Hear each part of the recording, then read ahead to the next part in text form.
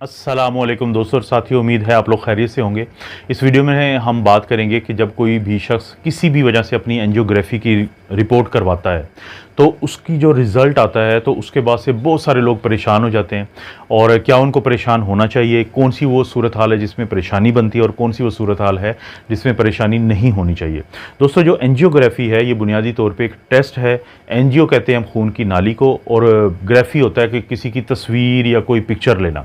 इसका मतलब है कि ये एक ऐसा टेस्ट है जिसमें खून की नालियों की तस्वीर ली जाती है। क्योंकि इसको कार्डियक एंजियोग्राफी कहते हैं, तो दिल की खून की नालियों की जो तस्वीरें होती हैं उसको हम कोरोनरी या कार्डियो एंजियोग्राम या ग्राफी कहते हैं। कोरोनरी इसलिए कहते हैं कि दिल के पट्टों को खून की जो नालियां होती हैं उनको हम कहते हैं कोरोनरी आर्टरीज। ये तीन होती हैं। एक को हम कहते हैं राइट कोरोनरी आर्टरी या आरसीए, जो दिल की दाईं साइड को खून देती है। एक को हम कहते हैं लेफ्ट मेन स्टेम के, जो कि आके दो में तकसीम होती है। एक को कहते हैं लेफ्ट एंटीरियर डिसेंडिंग आर्टरी, जो दिल के सामने की दीवार होती है, बड़ी दीवार होती है, लेफ्ट वेंट्रिकल होता है, उसको खून देती है। और एक मुड़ के जाती है जिसको हम कहते हैं एलसीएक्स या लेफ्ट सर्कमफ्लेक्स आर्टरी, जो कि दिल की जो बाईं साइड होती है उसको खून देती है। तो ये जो तीन खून की नालियां होती हैं इनके अंदर कोई क्लॉट तो नहीं है, या है तो कितना ज़्यादा है, तो इस टेस्ट को हम कहते हैं एंजियोग्राफी।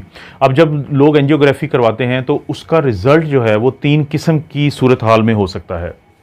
एक तो अगर आपको चेस्ट पेन था, आपको सीने में दर्द था, आप डॉक्टर के पास गए, आपकी उम्र ज़्यादा है, आपको शुगर, ब्लड प्रेशर, सिगरेट पीते हैं, ईसीजी करवाई जाती है आपकी, और जो ईसीजी है उस पर डॉक्टर कहता है कि आपके दिल को अटैक हुआ है। इसी तरह से आपका एक टेस्ट करवाया जाता है जिसको हम कहते हैं कार्डिक ट्रोपोनिन, यानी किसी को चेस्ट पेन के बाद 4 घंटे के बाद हम ये टेस्ट करवाते हैं। अगर ये पॉजिटिव आ जाए तो इसका मतलब है, कन्फर्म हो जाता है कि दिल को नुकसान हुआ है, जिसको मायोकार्डियल इन्फार्क्शन कहते हैं।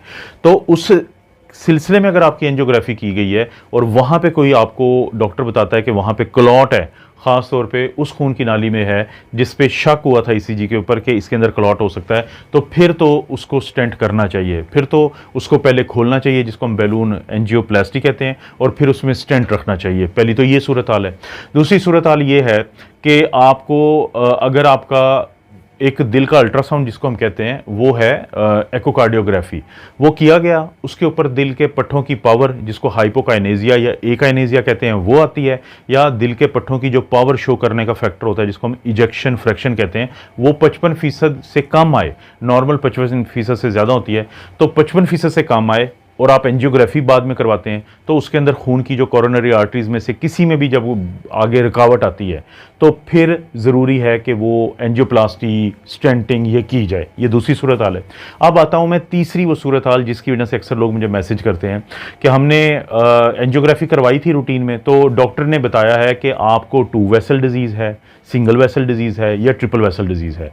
यानी जो खून की नालियाँ होती हैं, अगर एक में क्लॉट हो तो इसको हम सिंगल वेसल डिजीज़ कहते हैं, अगर 2 में हो तो इसको हम डबल वेसल डिजीज़ कहते हैं, और 3 में हो तो इसको हम ट्रिपल वेसल डिजीज़ कहते हैं।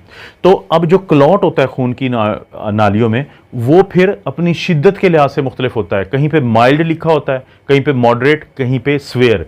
यानी जितना खून की नाली का रास्ता तंग होता जाएगा उसको हम ज़्यादा स्वेयर कहेंगे। अगर दरमियाना यानी आपको फ्लो नज़र आ रहा होता है, जब एंजियोग्राफी करते हैं तो करने वाला जो डॉक्टर होता है वो एक एक्सरे की मशीन होता है, तो मॉनिटर के ऊपर वो देख रहा होता है कि फ़्लो कितना आया है, तो वहाँ से पता चल जाता है अगर मॉडरेट है तो फ़्लो किसी हद तक आएगा, लेकिन हल्का सा अगर कोई क्लॉट है तो फ़्लो आगे, खून की नाली का बहाव जो है उस क्लॉट से आगे जाता रहेगा। तो इसको हम परसेंटेज भी कह सकते हैं बाज़ लोग कि 70%, 80%, 90%। तो उस सूरत में क्या आपको परेशान होना चाहिए, ये एक अहम सवाल है जो अक्सर लोग पूछते हैं कि हमें कहा गया है कि अगरचे हमें कोई चेस्ट पेन नहीं था, हमें दिल का अटैक नहीं हुआ था, हमारी जो एकोकार्डियोग्राफी के ऊपर इजेक्शन फ्रैक्शन है, दिल के पट्टों की पावर है वो नॉर्मल है, लेकिन हमारी खून की नाली में मसला आया है तो हमें कहा गया कि आप अपनी ऑपरेशन करवाएं, अपना एंजियोप्लास्टी करवाएं। तो उस सूरत में क्या होना चाहिए? जाहिर है कि आपका जो बुनियादी डॉक्टर है वो ही फैसला करेगा, लेकिन जो एक राय मैं आपको दे सकता हूँ वो राय ये है कि वो तमाम अवामिल जिनकी वजह से आपकी खून की इन नालियों में, जिनको हम कोरोनरी आर्टरीज कहते हैं, क्लॉट, लोथड़ा, एथरोमा, एथेरोस्क्लेरोसिस हुआ है, आप उन तमाम अवामिल को रिवर्स कर दें, उन तमाम अवामिल को अब आप ठीक कर लें। मसलन अगर आपकी आदत थी कि आप वॉक नहीं करते, आप जॉगिंग नहीं करते, आप स्विमिंग या साइकिलिंग या रनिंग यानी फिजिकल एक्टिविटी नहीं करते, तो वो लाजमी शुरू करें। हफ्ते के 5 दिन आप ये करें। रोज़ाना 30 मिनट के लिए आप कोशिश करें वॉक करें, या उसमें 10 से 15 मिनट के लिए आप जॉगिंग कर लें, साइकिलिंग कर लें। तो आपने एक तो ये काम करना है।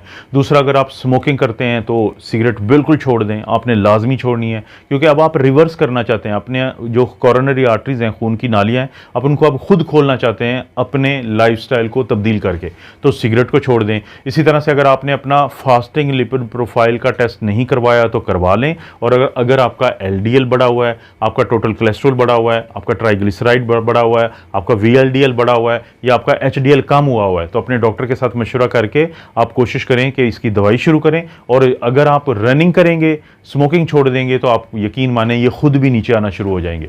और इसी तरह से अगर आपका वजन ज़्यादा है, अगर आपका जो BMI है वो 30 से ज़्यादा है, अगर आपकी वेस्ट सर्कमफ्रेंस यानी कमर का जो आप माप लेते हैं वो ज़्यादा है, तो आपको बहुत ज़रूरी है कि आपने अपना वज़न कम करना है। ये भी वो काम है कि जिससे आप इसको रिवर्स करेंगे जो खून की नालियों में क्लॉटिंग बनने का अमल हुआ है।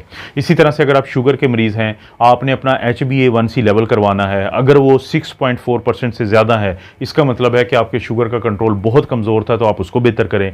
अगर आपने अपना फास्टिंग लिपिड प्रोफाइल यानी नाश्ते के बगैर शुगर चेक करवानी है, अगर वो 126 या 120 से ज़्यादा चल रही है, तो इसका मतलब है कि आपने शुगर को अपना बेहतर करना है, चाहे वो आप एक्सरसाइज से करें, चाहे अपने डाइट के कंट्रोल से करें, चाहे अपने डॉक्टर के मशवरे के साथ आपने दवाई लेनी है तो उससे करें।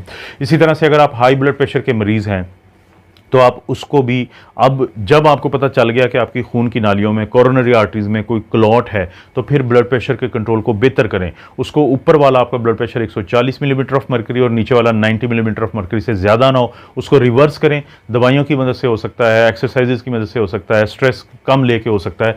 तो आपने ब्लड प्रेशर बेहतर किया, शुगर बेहतर की, लाइफस्टाइल में आपने जो फिजिकल एक्टिविटी को बढ़ाया, मोटापे को कम किया, सिगरेट आपने छोड़ दी, कोलेस्ट्रॉल का लेवल आपने बेहतर कर लिया, तो यकीन माने ये जो कोरोनरी आर्टरीज जिनके अंदर क्लॉट इसलिए बन गया था कि आप इनमें से किसी चीज़ का ख्याल नहीं रख रहे थे, तो आप फिर इस चीज़ प्रोसेस को रिवर्स करेंगे। और हो सकता है कि जब आप 6 महीने साल के बाद अपनी, अगर आपको दोबारा कभी एंजियोग्राफी करवानी पड़ती है, तो आपकी खून की नालियों में बहुत बेहतरी आ चुकी होगी। इसका क्या मतलब हुआ?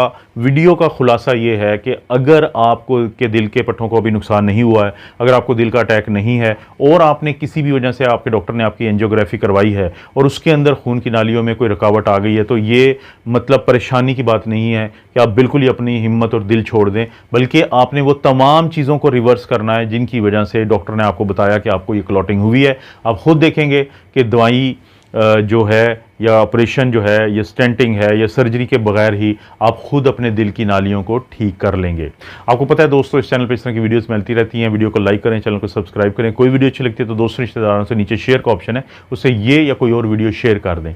आप अपना और अपनी फैमिली का ख्याल रखें। अल्लाह ताला आपको और आपकी फैमिली को हर किस्म की बुराई, बीमारी और आजमाइश से महफूज रखें।